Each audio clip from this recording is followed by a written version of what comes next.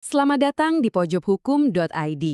Nah, kali ini kita bakal buka-bukaan soal 6 skill yang wajib banget dimiliki seorang praktisi hukum. Skill-skill yang, jujur aja, seringkali nggak diajarkan secara mendalam di bangku kuliah. Oke, kita mulai dari yang paling jujur ya. Sering banget kan kita dengar, lulusan hukum itu hafal pasal di luar kepala. Tapi giliran ketemu kasus beneran, bingung. Ini masalah utamanya. Ada jurang antara pengetahuan di buku sama praktik di lapangan. Jadi, apa sih yang sebenarnya bikin seorang praktisi hukum itu hebat? Skill wajib pertama, dan ini fondasinya banget, pahami struktur hukum, bukan cuma sekedar hafalan pasal.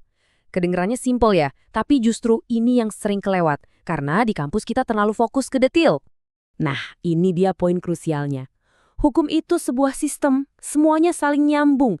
Ibaratnya kayak bangun rumah, Anda harus paham dulu fondasinya apa, kerangkanya gimana, atapnya gimana, bukan cuma hafal jenis-jenis batanya doang. Kan, kalau nggak paham strukturnya, wah bisa salah tafsir dan akibatnya fatal banget.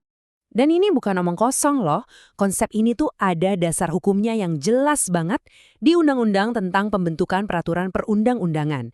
Di situ diatur semua, dari hierarki sampai asas-asasnya. Jadi, aturan yang lebih rendah yang nggak boleh nabrak aturan yang lebih tinggi. Inilah kerangka berpikir seorang ahli hukum yang sejati. Oke, lanjut ya ke skill kedua. Nah, ini soal kemampuan menganalisis kasus, bukan cuma pegang teori doang. Disinilah jembatan antara dunia buku dan realita di lapangan itu dibangun. Coba dilihat perbedaannya. Kalau di kampus, kita seringnya dikasih jawaban hukum yang ideal, yang seharusnya. Tapi di lapangan, beda cerita. Kita harus bedah fakta satu persatu, cari unsur hukumnya apa aja yang kena, dan yang paling penting, analisis risiko hukum yang bener-bener nyata buat klien. Jawabannya itu nggak pernah hitam putih. Dan ingat ya, hukum itu butuh bukti, bukan asumsi. Ini jelas banget disebutin di Kitab Undang-Undang Hukum Acara Pidana atau KUHP. Semuanya harus berdasarkan fakta dan alat bukti yang sah, bukan cuma sekedar kayaknya atau dugaan saya. Sekarang kita masuk ke skill ketiga. Dan yang ini bisa dibilang ini adalah jantungnya profesi hukum. Sesuatu yang nggak bisa ditawar sama sekali. Etika dan integritas. Coba renungkan kalimat ini deh. Ilmu hukum itu alat yang powerful banget. Kalau dipegang orang yang nggak beretika, bisa jadi senjata yang luar biasa bahaya. Di profesi ini, kepercayaan itu segalanya. Sekali aja integritas rusak, kepercayaan itu hilang, dan ya sudah, selesai. Dan ini bukan cuma sekedar nasihat moral loh, ini ada aturannya di Kode Etik Profesi Advokat misalnya. Dan ini juga jadi dasar sistem peradilan kita, lewat prinsip yang namanya due process of law. Gampangnya gini, ini tuh jaminan kalau setiap orang berhak dapat proses hukum yang adil, gak semena-mena. Oke, skill keempat, ini juga gak kalah penting, yaitu kemampuan buat ngomongin hal-hal hukum yang ribet, tapi dengan cara yang gampang dimengerti, yang membumi.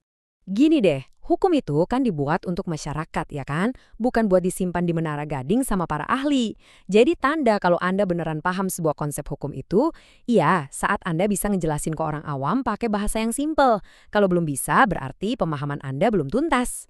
Dan ternyata kemampuan ini nyambung langsung loh sama hak konstitusional kita semua sebagai warga negara, yaitu hak atas kepastian hukum yang adil. Coba pikir, gimana masyarakat bisa dapat kepastian hukum kalau mereka aja nggak ngerti hak dan kewajibannya?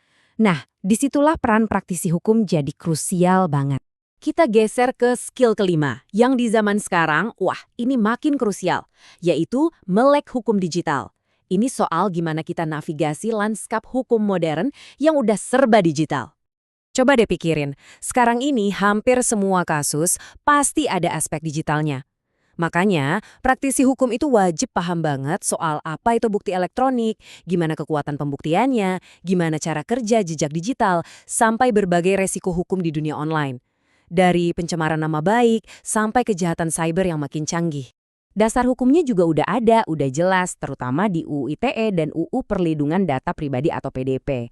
Jadi, kalau di zaman sekarang masih abai sama aspek digital, yaitu sama aja kayak sengaja menutup mata dari realita hukum modern. Dan yang terakhir, skill ke-6.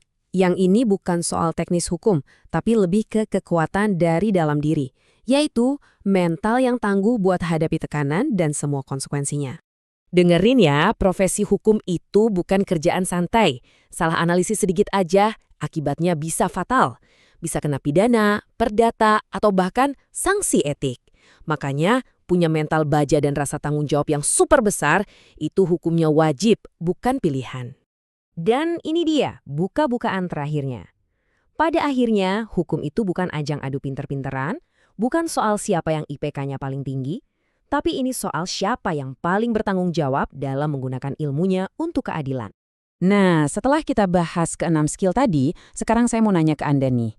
Gak peduli Anda mahasiswa hukum, praktisi, atau masyarakat umum, menurut Anda, dari ke-6 skill ini, mana sih yang paling sering disepelekan di dunia nyata? Coba deh, tulis jawaban Anda di kolom komentar ya. Dan jangan lupa follow terus pojokhukum.id biar dapat lebih banyak lagi pemahaman hukum yang praktis dan gampang dicerna. Karena ingat, kalau ragu, cek hukumnya dulu.